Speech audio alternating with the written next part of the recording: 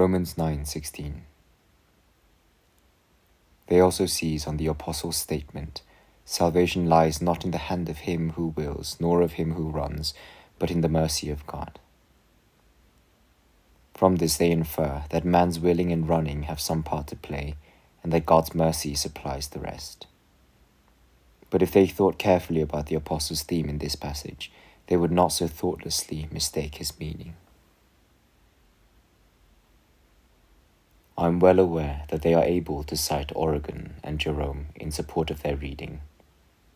We should not, however, worry about what they thought, as long as we understand what it was that Paul intended to convey, namely, that only the person to whom God has shown mercy will obtain salvation, and that ruin and shame await all whom he has not chosen.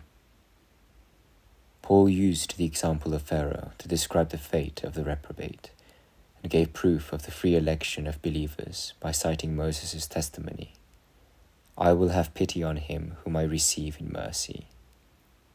Paul therefore concludes that it lies neither in him who wills nor in him who runs, but in God who shows mercy.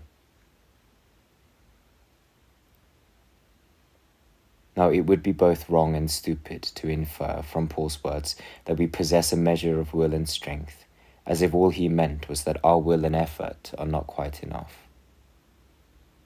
We should therefore dismiss such a sly and illogical notion.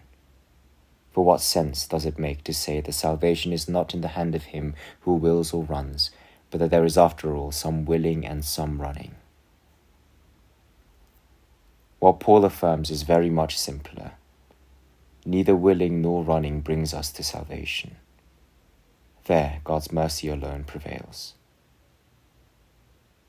This is his theme, too, in another place, where he writes that God's goodness and love toward men have appeared, not according to works of righteousness which we have done, but according to his boundless mercy. If, on the strength of this text, I were to argue that because Paul denies that we have obtained grace through the righteous works which we have done, we therefore have some good works to our credit, they would be the first to laugh at me. Yet, they are making a precisely similar point.